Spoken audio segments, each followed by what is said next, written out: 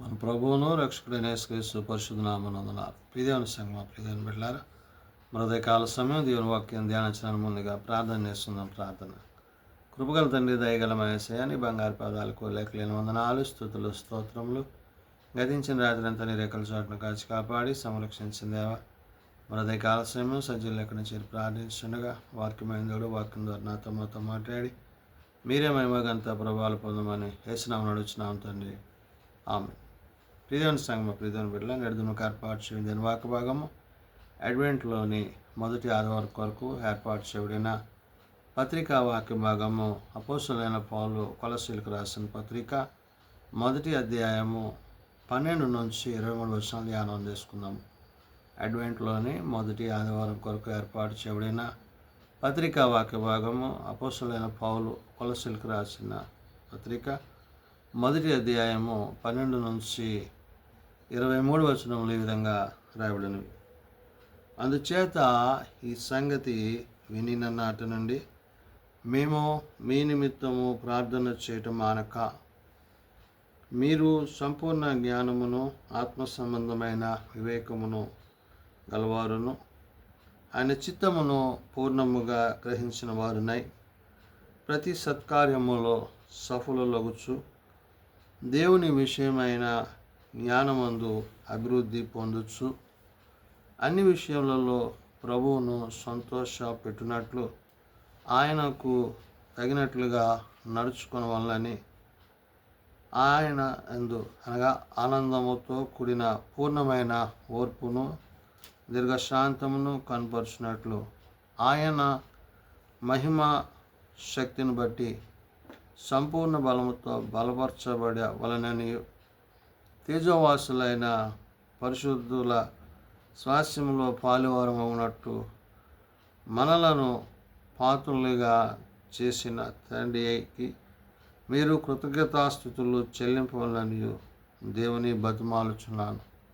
ప్రియదేవుని సంగమా ప్రియదేవుని బిడ్డలారా, అడ్వెంట్ ప్రభు యొక్క రాకడ దినాల్లో ఉన్న మనము ఆయన రెండవ రాకడకు సిద్ధపాటుగా పౌలు తన పత్రికలో ఆనాడు కొలస్సీ సంఘానికి నేడు సార్వత్రిక సంఘానికి తెలియజేసిన మాటలు. ఎవరు క్రీస్తునందు ప్రభువునకు తగినట్లుగా నడుచుకుంటారో వారు ప్రభుతో పాటు ప్రభు రాజ్యంలో జీవిస్తారు. క్రీస్తుకు తగినట్లుగా నడుచుకుంటా అంటే క్రీస్తు వలె జీవించుట. కాబట్టి ఆనాడు పరిశుద్ధులందరికీ, కొలస్సీలో ఉండే పరిశుద్ధుల యొక్క సమూహానికి అపోస్తలుడైన పౌలు మరి తన తోటి సహోదరుని తిమోతి కూడా ఈ పత్రికలో ఆత్మ సంబంధమైన విషయాలను తెలియజేశారు. అంటే ఆత్మలో వాళ్ళు బలపరచబడుతూ విశ్వాసంలో కొనసాగుతూ అనేకులను రక్షణలో నడిపిస్తున్నారు. నేడు ఈ పత్రికలు మనకి క్రీస్తు యొక్క ప్రేమను గురించి, ఆయన రాకడను గురించి, ఆయన యందు మనం జీవించడానికి కావలసిన మార్గదర్శకతలు ఉన్నాయి. అందుకని ఇక్కడ పౌలు అంటున్నాడు, అందుచేత ఈ సంగతులు వినినాటి నుండి మేము మీ నిమిత్తము ప్రార్థన చేయటం మానక అన్నాడు. క్రీస్తు ప్రేమలో వారు బలపరచబడ్డారు. అంటే అపోస్తలులుగా పిలువబడిన మరి ఎపఫ్రాను ప్రియుడితో కూడా వారి పరిచర్య కలిగి ఉన్నాడు. ఆ ఎపఫ్రా వారికి పరిచర్య చేశాడు. ఆ ఎపఫ్రా పరిచర్య ద్వారా వారు కూడా వెళ్ళి వారికి పత్రికలు అందించడం, ఇవన్నీ కూడా క్రీస్తు ప్రేమను బట్టి కలిగినాయి. ఇవన్నీ విషయాలు పౌలు గుర్తు చేస్తున్నాడు. ఇక్కడ మీరు సంపూర్ణ జ్ఞానమును ఆత్మ సంబంధమైన వివేకము గలవారు అంటారు. సంపూర్ణమైన జ్ఞానం అంటే పరిశుద్ధ ఆత్మని యొక్క సహాయము చేత, జ్ఞానము చేత, ఆత్మ సంబంధమైన కృపావరాల చేత మీరు జీవించండి అంటున్నాడు. ఆయన చిత్తము పూర్ణముగా గ్రహించిన వారే అంటున్నారు. ఎవరి చిత్తమో తండ్రి చిత్తాన్ని గ్రహిస్తూ క్రీస్తు యేసునందు, క్రీస్తు ప్రభునందు పూర్ణులు కావాలి. అంటే క్రీస్తు వలె మనం జీవించాలి.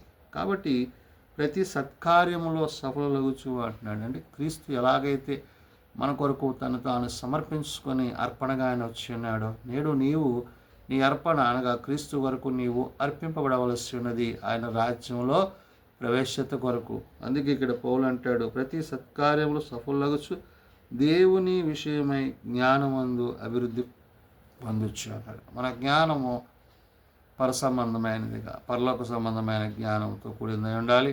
అది దేవుని చేత మనకు అనుగ్రహింపబడాలి. అంటే దయ్యాల వంటి తత్వం, మనస్తత్వం, లోకం తత్వం పోక క్రీస్తు ప్రేమలో మనం నిలిచి ఉండాలి అనే విషయాన్ని పౌలు ఇక్కడ గుర్తు చేశాడు. అన్ని విషయములలోనూ ప్రభువును సంతోషపెట్టినట్లు అంటాడు. ఏ పని చేసినా నువ్వు ఉదయం నుంచి రాత్రి వరకు, నువ్వు లేచింది మొదలుకు పడుకునే వరకు నువ్వు చేసే ప్రతి పనిలో అందులో క్రీస్తు ప్రభువారు మహిమపరచబడాలి. అటు రీతిగా నీవు పని చేయాలి, జీవించాలి. అంటే నీ ప్రేమ క్రీస్తుతో కూడినదిగా ఉండాలి, క్రీస్తుని కలిగిందిగా ఉండాలి. భక్తి విశ్వాసతలు లోకమందు నీవు జీవిస్తున్నప్పుడు క్రీస్తుని కనుపరిచే విధంగా నీవు ఉండాలనే విషయాన్ని పౌలు చెప్తున్నాడు.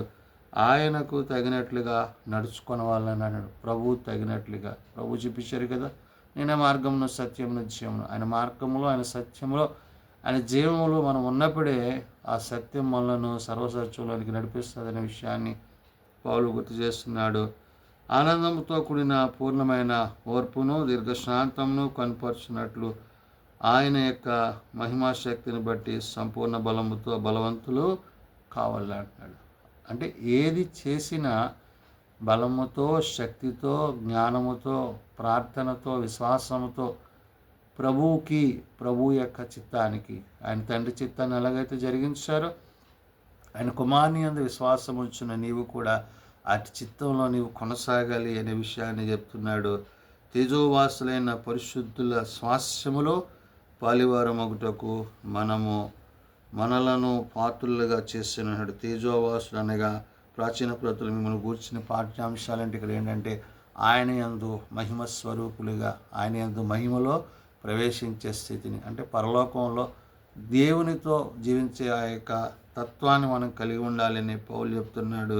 అందుకే అంటాడు మనలను గురించి అంటాడు, ఆయన మనలను అంధకార సంబంధులైన అధికారంలో నుండి విడుదల చేసి తాను ప్రేమించిన తన కుమారుని యొక్క రాజ్యము నిమిత్తముగా, అంటే క్రీస్తు రక్తము చేత కడగబడ్డ మనము తండ్రి యొక్క రాజ్యంలో నివాసులుగా ఉండడాన్ని దేవుడు కోరుతున్నాడు. కాబట్టి ఆనాడు కొలసి సంఘం అయితేనేమి, నేడు సార్వత్రిక సంఘం అయితేనేమి, మనము క్రీస్తునందును, క్రీస్తు మన యందును నివసించడమే ఇంపార్టెంట్, ముఖ్యం. కాబట్టి ఈ ముఖ్యమైన దాని గురించి, ఉన్నతమైన దాని గురించి పౌలు ఇక్కడ ప్రభువు తగినట్లుగా నడుచుకోండి అంటున్నాడు. అంటే క్రీస్తుకు తగినట్లుగా అంటే అపవాది యొక్క కార్యాలను విడిచి ఆత్మ సంబంధమైన విషయాల చేత ముందుకెళ్ళాలి. రెండవదిగా ఆయన అంటాడు, ఆయన మనలను అంధకార సంబంధమైన అధికారంలో నుండి విడుదల చేసి తాను ప్రేమించిన తన కుమారుని యొక్క రాజ్య నివాసులుగా చేసినాడు. తను ప్రేమించిన అంటే తండ్రి కుమారుని ఎలాగైతే ప్రేమించారో నేడు కుమారుని ద్వారా ప్రేమింపబడ్డ మనము పరిశుద్ధాత్మ ద్వారా ఆయన రాజ్యంలో ప్రవేశించడానికి ఆయన కుమారుని యందు మనకు విమోచనము అనగా పాపక్షమాపణ కలుగుతుంది. క్రీస్తుని బట్టి మనకు విమోచన, క్రీస్తుని బట్టి రక్షణ, క్రీస్తుని బట్టి విశ్వాసము. ఇవన్నీ కూడా తండ్రి కుమారుని కనపరిస్తే కుమారుడు మనకు కనపరిచారు. కుమారుడు మన మధ్య ఆదరణకర్త నుంచి ఆదరణకర్త ద్వారా మనం తండ్రితో, కుమారునితో, పరిశుద్ధాత్మతో జీవించగలుగుతున్నాం. కాబట్టి ఈ అడ్వెంట్ యొక్క ఉద్దేశము రాకడలో తండ్రితో, కుమారునితో, పరిశుద్ధాత్మతో మనం సదాకాలమే ఉండమరంటాము అని విషయాన్ని చెప్తూ ఆయన అదృశ్య దేవుని స్వరూపే సర్వ సృష్టికి ఆది సంభూతుడై ఉన్నాడు అంటాడు. అదృశ్య దేవుని సృష్టి అంటే తండ్రి యొక్క తత్వం యొక్క మూర్తిమత్వాన్ని, తండ్రి యొక్క ఉద్దేశాన్ని, తండ్రి ఆలోచనను ఆయన కలిగి ఉండి ఆయన దేవునిగా, మానవునిగా, శరీరధారిగా అన్ని విధాలుగా ఆయన మన కొరకు, మన రక్షణ కొరకు ఆయన కార్యాన్ని జరిగించారు.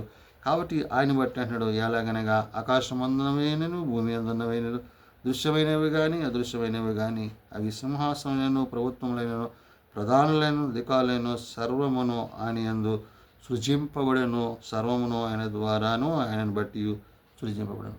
ఆదిలో ఎవడైతే దేవుడు కలుగు చేశాడో, ఆది యందు భూమి ఆకాశాలను కలుగు చేస్తుంది మొదలు ఆ 7 దినాలు, ఆ 6 దినాలు ఆయన చేసిన సృష్టి, 7వ దినాన్ని విశ్రమించిన పరిస్థితి, ఇవన్నీ కూడా పౌలు ఇక్కడ కోట్ చేస్తున్నాడు. కాన్వేడంటే సృష్టి ప్రారంభం నుంచి ఆయన ఉన్నవాడు కాబట్టి, సమస్తాన్ని కలుగు చేసినవాడు కాబట్టి ఆయన యందు మనము అన్ని విధాలుగా ఆశీర్వాదాలు పొందుకుంటాము, దీవెనలు పొందుకుంటాము అనే ఆ విషయాన్ని పౌలు ఇక్కడ గుర్తు చేశాడు. అందుకనే పౌలు ఇక్కడ అంటాడు, ఆయన అన్నిటికంటే ముందుగా ఉన్నవాడు, ఆయనే సమస్తమును ఆధారభూతుడు. అన్నిటికంటే ముందుగా ఉన్నాడు. Is a beginner. ఆయన సమస్తాన్ని కలుగు చేయడంలో ముందుగా ఆయన దేవుని కార్యం ఎలాంటిదంటే ఆయన ఆలోచనలు, ఆయన తలంపులు, ఆయన కార్యాలు నెరవేర్చి నేడు మనల్ని జీవింపజేస్తున్నాడు. మనం జీవిస్తున్నామంటే ఆయన ఆత్మ ద్వారా మనం జీవిస్తున్నాము. ఆత్మ లేనివాడు ఆయన వాడు కాడు కాబట్టి ఆత్మతో, సత్యముతో మనం ఆయన ఎరిగి గ్రహించి జీవిస్తే మనము ఆయనతో జీవించువారమే ఉంటామనే విషయాన్ని పౌలు ఇక్కడ గుర్తు చేశాడు. అందుకని సంఘమును శరీరమునకు ఆయనే శిరస్సు. ఆయనకు అన్నిటిలో ప్రాముఖ్యము కలుగు నిమిత్తము ఆయన ఆది అయి ఉండి మృతుల్లో నుండి లేచుటలో ఆది సంభూతుడు ఆయన అన్నాడు. ఆయన మనకి శిరస్సు అయి ఉన్నాడు. సంఘమైన మనము, వధువుగా ఉన్న మనము, వరుడైన ప్రభువులో మనం ఏమవుతాం అంటే మమేకమై తండ్రితో, కుమారునితో, పరిశుద్ధాత్మతో మనము సదాకాలము జీవించేవారమే ఉంటాము. ప్రభు యొక్క రాకడలో ఆ యొక్క మహిమ మేఘం మీద మనం కొనుకోబడినప్పుడు అక్కడ జరగబోయే ఆ యొక్క 7 ఏండ్ల విందులో మనల్ని పాలుభాగస్తుడు ఆయన చేయబోతున్నాడు.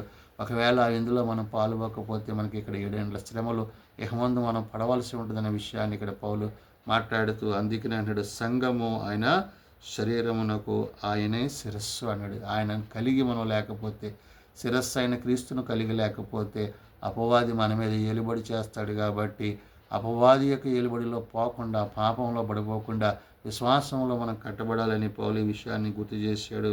అందుకే అంటాడు, ఆయన యందు సర్వ సంపూర్ణత నివసింపవలననియు ఆయన శిలువ రక్తము చేత సంధి చేసి ఆయన ద్వారా సమస్తమును, అనగా అవి భూలోకమందున్నవేనను పరలోకమందున్నవేనను వాటి అన్నిటినీ ఆయన ద్వారా తనతో సమాధానపరచుకోవాలని తండ్రి అభిష్టమాయను అన్నాడు. తండ్రికి కుమారుడుకున్న సంబంధం, తండ్రి కుమారుల యొక్క ప్రేమ, నేడు ఆ ప్రేమ మనకి కనబరిచారు. కాబట్టి నేడు క్రీస్తునందు, తండ్రి అందును, పరిశుద్ధ ఆత్మ యందు మనం ఏమవుతున్నాం, కొనసాగింపడుతున్నాం. ఈ ప్రేమ శాశ్వతమైనది. ఈ ప్రేమను మనల్ని ఎవరు ఎడబాపలేరు. అంటే లోకంలో నిన్ను ప్రేమించవచ్చు, ప్రేమించకపోవచ్చు, కానీ క్రీస్తు ప్రేమ నిన్ను విశ్వాసంలోకి నడిపిస్తుంది అంటున్నాడు. అందుకని క్రీస్తు యొక్క సర్వ సృష్టికి ఆది సంభూతుడు.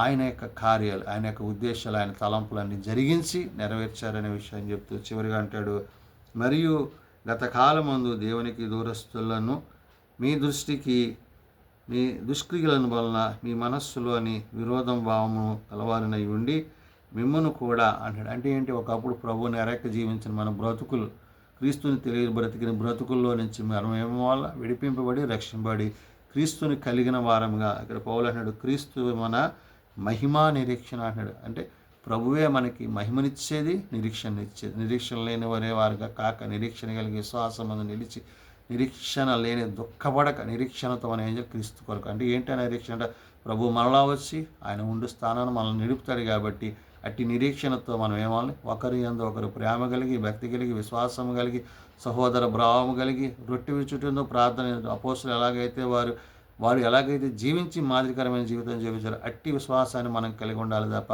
లోకమున్న వాటి యందు మనస్కరించక క్రీస్తు ప్రేమను బట్టి పౌలు ఇక్కడ చెప్తున్న మాట, తన సన్నిధిని పరిశుద్ధులనుగాను నిర్దోషులుగాను నిరపరాధులుగాను నిలువబెట్టుటకు ఆయన మాంసయుక్తమైన దేహమందు మరణము వలన ఇప్పుడు మిమ్మను సమాధానపరచాడు. క్రీస్తు మరణం చేత మన శరీరాలకు విమోచన, ఆయన రక్తం వల్ల మనకి విముక్తి కలిగి నేడు క్రీస్తులో మనం పాలుభాగస్తులు అవుతున్నాం. కాబట్టి ఆయన యొక్క శరీరం ద్వారా, ఆయన రక్తం ద్వారా మనం అందులో పాలుభాగస్తులయ్యి ఆయన రాజ్యంలో ప్రవేశించే స్థితి ఇచ్చాడు. చివరిగా ఆయన అంటాడు, పునాది మీద కట్టబడిన వారై స్థిరముగా ఉండి మీరు విన్నవాటియు ఆకాశమందు వాటి యందును సమస్త సృష్టికి ప్రకటింపబడినట్టు ఈ సువార్త వలన కలుగు నిరీక్షణ నుండి తొలగిపోక విశ్వాసమందు నిలిచి ఉండుడి ఎడల ఇది మీకు కలుగును. ఎలాగా పౌలను నేను ఈ సువార్తకు పరిచారకుడిని అవుతాను. పౌలు తన యొక్క సెల్ఫ్ డెఫినేషన్ చెప్తున్నాడు. ఏమని, నేను ఈ సువార్తకి పరిచారకుడు. అంటే ఈ సువార్త చెప్పడంలో నా పాత్ర, నేను ఒక పరిచారకుడిగా ఉన్నాను, ప్రభుని గురించి చెప్తున్నాను. ఈ పరిచర్లో మీరు కూడా పాలుభాగస్తులే.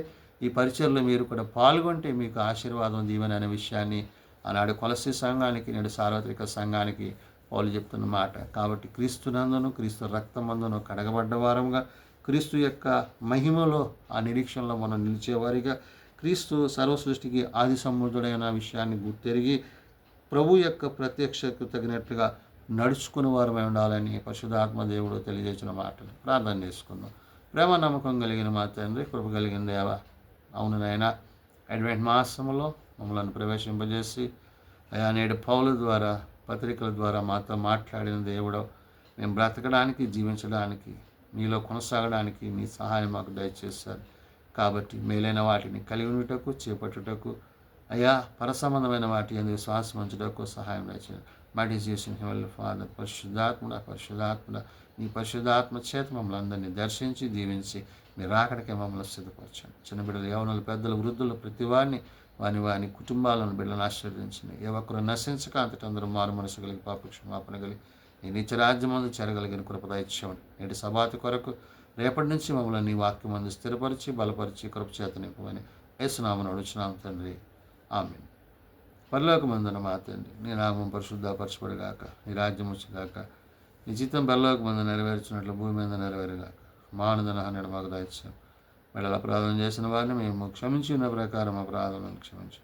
శోధనలో దయగాదులను తప్పించము. రాజ్యము, శక్తి, మహిమ నిరంతరము నీవే అయినావు తండ్రి, ఆమేన్. మన పరమతండ్రి దేవుని ప్రేమ, ప్రభువైన యేసుక్రీస్తు కృప, ఆదరణకర్త అయిన పరిశుద్ధాత్మ సహాయము సదాతోడయండి సంరక్షించునుగాక, ఆమేన్.